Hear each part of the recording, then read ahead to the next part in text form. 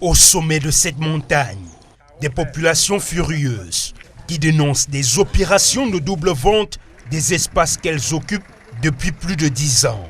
Achetés à un certain Tchokonde Léopold Alain, décédé en 2019, sous le titre foncier 41 446, et dont les mises en valeur aujourd'hui font l'objet de destruction, y compris des menaces de déguerpissement forcé à répétition. Tous ceux qui achètent le terrain à 41 446 entrée du Capitaine, il n'y a aucune parcelle libre. Ce qui est le plus patent, c'est que même ceux qui étaient dans les blocs concernés par l'accord et qui appartenaient donc au foyer Logbayok et qui sont venus verser l'argent au foyer Logbayok et qui ont eu le lot par le morcellement de M. Tchokonde, ont été cassés. Là, c'est encore plus incompréhensible que chez nous. Désormais, au quartier Lundi, entrée Capitaine, on dort d'un seul œil. Tous accusent la société SAI La Toile et Mpessa Jacques d'être à l'origine de ces doubles ventes et du désordre observé. Je suis là depuis 2011. J'ai acheté le terrain chez Tchokonde. J'ai déjà le dossier technique. J'ai déjà fait, mon chèque de manioc dessus et j'ai mis les poteaux avec mon nom dessus. J'ai entendu qu'il y a une société La Toile, c'est SAI La Toile qui vient, qui revendent les terrains. Donc je suis obligé d'être là. C'est alors que nous sommes allés à la rencontre de la société en question et de Mpessa Jacques qui ont accepté de nous recevoir pour livrer leur version des faits. Disons tout simplement que la SAI La Toile ne vend pas les terrains à Lundi. La SAI La Toile a pour rôle là-bas à Lundi de tracer les routes et de faire des drains, également de trouver des acquéreurs des parcelles appartenant à Papa Mpessa Jacques. Parce que je sache, eux-mêmes ils ont dit que ces destructions se sont déroulées dans la nuit et que c'était des hommes cagoulés.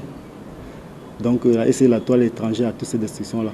Nous, la SAI La Toile se contente de faire le travail pour lequel elle était engagée. De son côté, la partie Mpessa Jacques brandit des documents, certificats de propriété et grosses qui annulent le titre foncier 41 446 et un autre titre 41 632, celui qui est valable selon lui, des propos que les anciens acquéreurs jugent non fondés, justifiant que l'affaire est pendante devant le tribunal administratif de Douala, suivant une requête au fond de tiers opposition au jugement qui annule le titre foncier 41 446.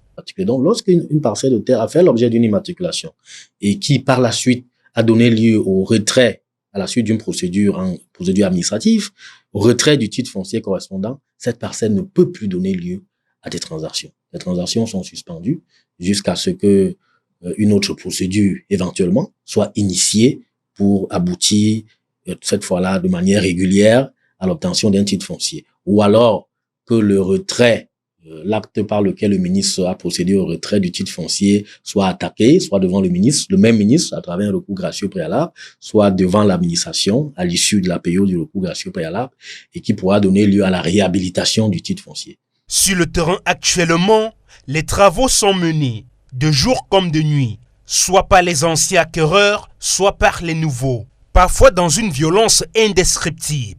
Ceci dit, l'affaire est loin d'être terminée à lundi. En même temps, les différentes parties ont joué leur rôle pour éviter que le sang ne coule sur ces espaces querellés.